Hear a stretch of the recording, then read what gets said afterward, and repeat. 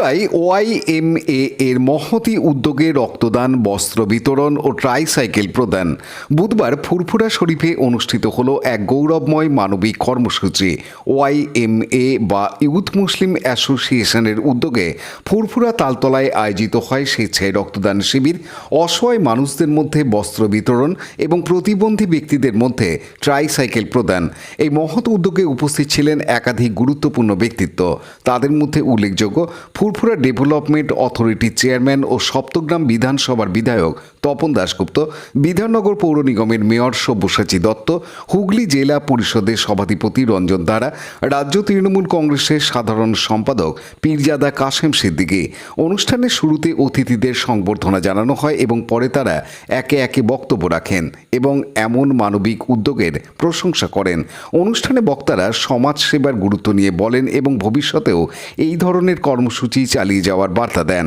অনুষ্ঠান শেষে সংবাদ মাধ্যমের মুখোমুখি হয়ে বিধায়ক তপন দাশগুপ্ত জানান, অনুষ্ঠানে বিপুল সংখ্যক স্থানীয় মানুষজন অংশগ্রহণ করেন এবং স্বতঃস্ফূর্তভাবে রক্তদানেও অংশ নেন।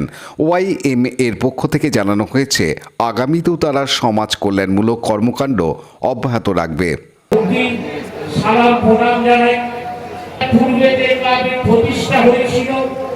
যে ক্লাব স্বপ্ন দেখেছিল সমাজের জন্য কিছু করা, যে ক্লাব স্বপ্ন দেখেছিল যে সমাজের যুব সমাজকে খেলার মধ্য দিয়ে সামনের দিকে এগিয়ে নিয়ে যাওয়া।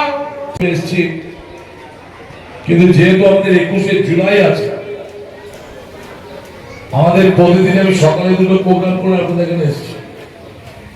আরো আমার নিজের কেন্দ্রে আছে, তারপরে টিভিতে প্রোগ্রাম আছে, যার ফলে সময় আমাদের সময় পৌঁছতে হবে।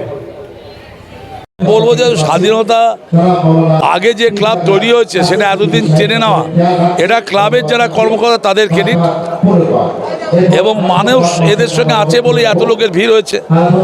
আর ঈশ্বর আল্লাহর কাছে আমি মনে করি রক্তদান করা, বস্ত্রদান করা মহৎ কাজ।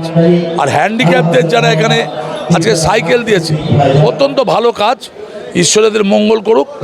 আর আমি ডেভেলপমেন্টের চেয়ারম্যান হিসাবে ফুরফুরার বলে গেলাম এই ক্লাবের জন্য, এবং স্টেডিয়ামের ব্যাপারটা আমি দেখব যাতে আমরা ডেভেলপমেন্ট কর্মের সাথে আরও কিছু হেল্প করতে পারি, এটা আমরা দেখব। আগামী দিনে এই ক্লাবের সঙ্গে আমরা আছি।